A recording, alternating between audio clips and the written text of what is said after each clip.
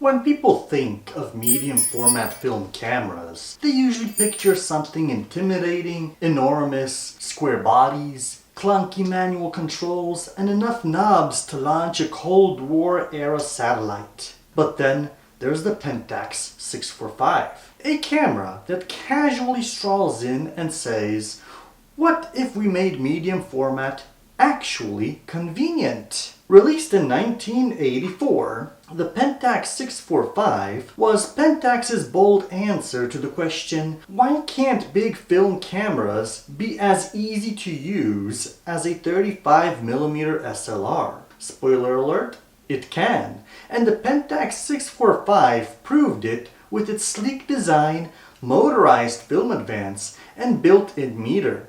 It's a strange hybrid, part workhorse, part cyborg, and all charm. Let's dive into why this chunky masterpiece deserves a spot in your camera bag and probably its own seat on the bus. At first glance, the Pentax 645 looks like someone scaled up a 35mm SLR, gave it protein shakes and taught it how to do taxes. It's got a straightforward, no-nonsense design, with ergonomics clearly designed by someone who actually shoots cameras, not just sketches them. The grip is chunky, but comfortable. The buttons are logically placed, and the top LCD panel, yes, LCD in 1984, gives you information like frame count, shutter speed, ISO. It's like a digital watch on a camera, and somehow that just makes it cooler. It's not compact by any means, but it doesn't feel absurd like some medium format beasts, like RB67. It's the Goldilocks zone. Big enough to feel serious, small enough to take on a hike if you're brave and reasonably fit. Here's where the Pentax 645 sets itself apart. It doesn't try to punish you for shooting medium format.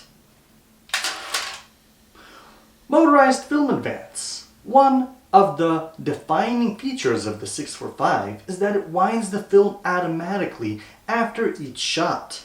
No more cranking, no more thumb workouts. Just press the shutter and listen to that delicious whirl as it lines up your next frame. You get 15 shots on a roll of 120 film, or 30 shots on 220 if you have such film.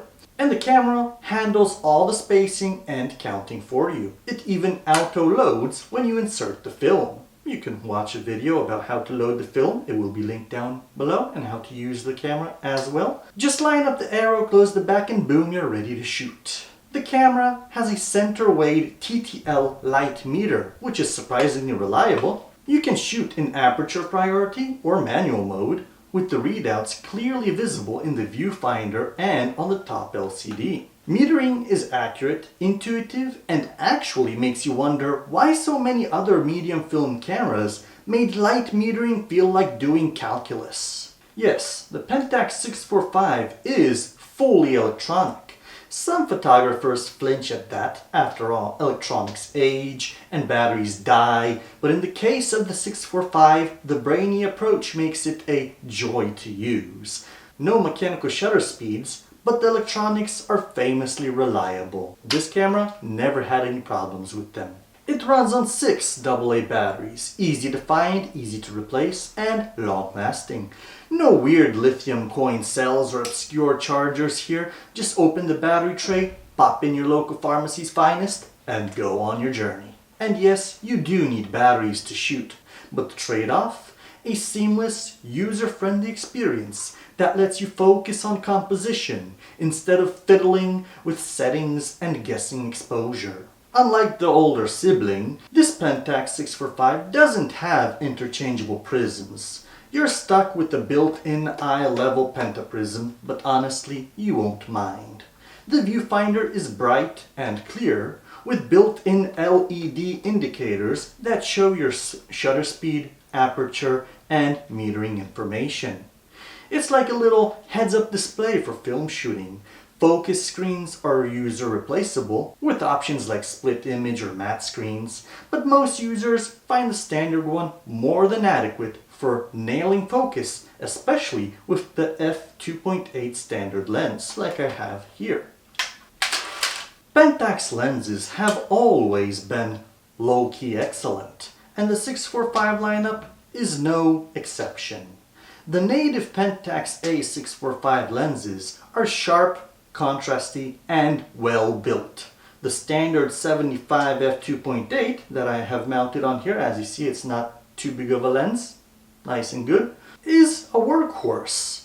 Fast enough for portraits, wide enough for general use, and sharper than your tongue after a bad breakup. It renders images with that smooth medium format, tonality, and gorgeous depth of field fall off you bought this camera for in the first place.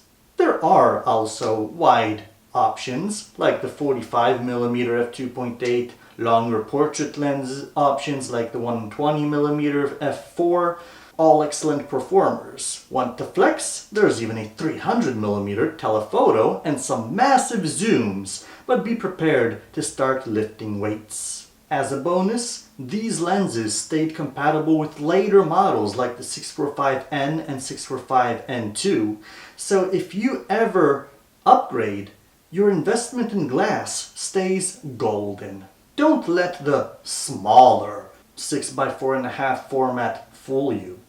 A 645 negative is still nearly 3 times the size of 35mm, and it shows. Detail, glorious. Tonal range, velvet. Bokeh, creamier than a double scoop gelato. If you shoot fine grain film like Portra 160, Ektar, or FP4+, you'll get negatives so rich in detail, you'll weep when you scan them, or at least shed a quiet tear of joy.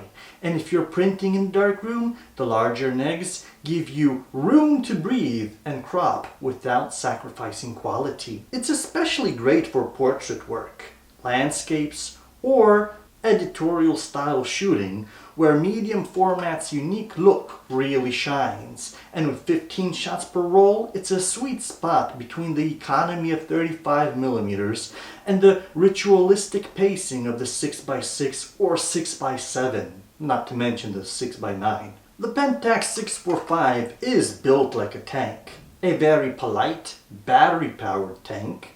The plastic exterior may seem a bit less premium than an all-metal Hasselblad, but don't be fooled. It's a robust, weather-resistant shell wrapped around a rock-solid core, although I wouldn't test the weather resistance on this in a heavy storm. Keep it dry. Electronics have proven reliable even decades later.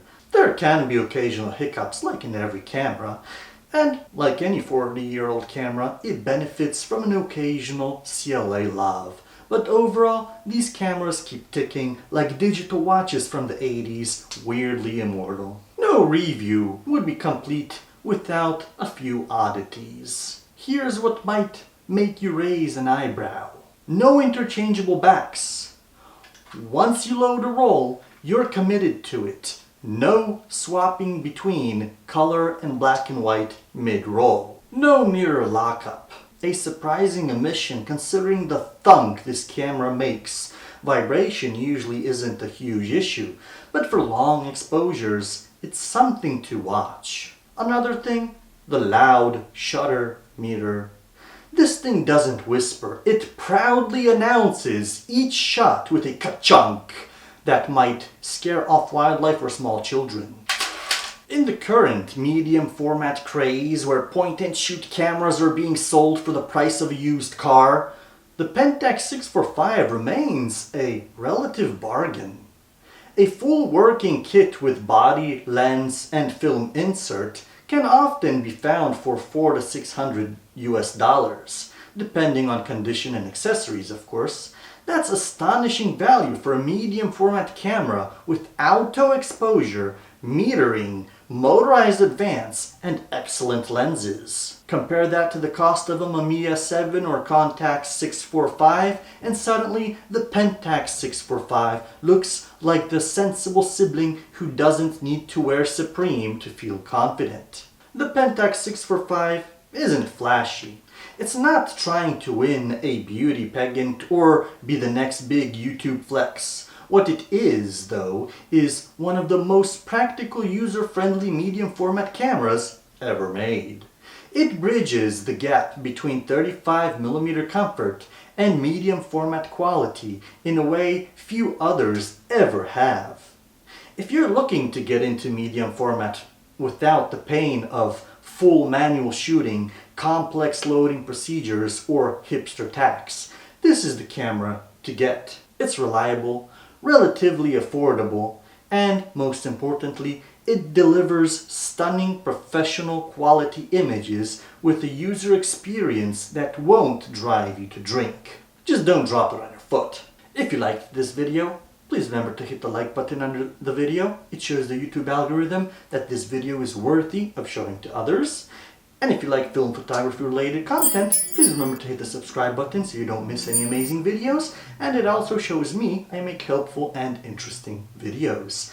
And if you would like to support this channel, there is a donation link in the description below, or you could support me with the support button under the video. And if you would like more bang for your buck, look into channel memberships, where from $1 a month, you could see all the videos I make before they go public. So thank you for watching, my friends. Take care and see you in the next episode.